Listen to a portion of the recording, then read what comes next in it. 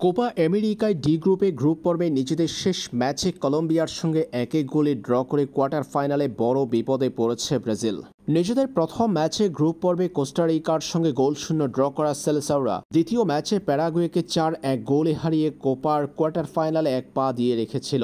এবার তৃতীয় ম্যাচে কলম্বিয়ার সঙ্গে ম্যাচের 12তম মিনিটে রাফিনহার ফ্রিকি গোল থেকে এগিয়ে যাওয়া ব্রাজিল প্রথমার্ধের অতিরিক্ত সময়ের দ্বিতীয় মিনিটে গোল হজম করে শেষ পর্যন্ত 1-1 গোলে ড্র নিয়ে মাঠ ছাড়ে, যার মধ্য দিয়ে ডি গ্রুপ থেকে দ্বিতীয় দল হিসেবে কোপা আমেরিকার এবারের আসরের কোয়ার্টার ফাইনাল নিশ্চিত করেছে ব্রাজিল।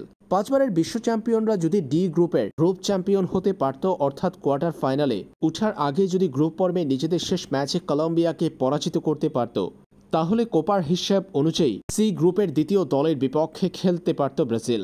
কিন্তু যেহেতু কলম্বিয়াকে পরাজিত করতে পারেনি, তাই ডি গ্রুপে দ্বিতীয় দল হিসেবে কোয়ার্টার ফাইনালে উঠেছে সেলেসাওরা। অন্যদিকে ব্রাজিলকে রুখে দিয়ে এই ম্যাচ থেকে 1 পয়েন্ট পাওয়ার পাশাপাশি গত 2 ম্যাচে জিতে কলম্বিয়ার অর্জন 7 পয়েন্ট, যার মধ্য দিয়ে গ্রুপ চ্যাম্পিয়ন হয়েছে তারা। ব্রাজিল পড়েছে সি গ্রুপের সেরা দল উরুগুয়ের বিপক্ষে। সি গ্রুপে 9 পয়েন্ট নিয়ে গ্রুপ চ্যাম্পিয়ন হয়েছে উরুগুয়ে। ডি গ্রুপে ব্রাজিল দ্বিতীয় দল হওয়ায় সি গ্রুপের গ্রুপ চ্যাম্পিয়নের বিপক্ষে কোয়ার্টার ফাইনালে খেলবে। এবারের কোপা টুর্নামেন্টে উড়ন্ত ছন্দে আছে উরুগুয়ে। এছাড়াও দক্ষিণ আমেরিকার বিশ্ব চ্যাম্পিয়ন তারা। কোপার অন্যতম সফলতম এই দলের এইবারের স্কোয়াডটা বেশ শক্তিশালী বটে, তাই কোয়ার্টার ফাইনালে ব্রাজিলকে কঠিন পরীক্ষা দিতে হবে উরুগুয়ের বিপক্ষে। আগামী 7 জুলাই বাংলাদেশ সময় সকাল 7টায় শুরু হবে ব্রাজিল উরুগুয়ের কোয়ার্টার ফাইনালের লড়াইটি।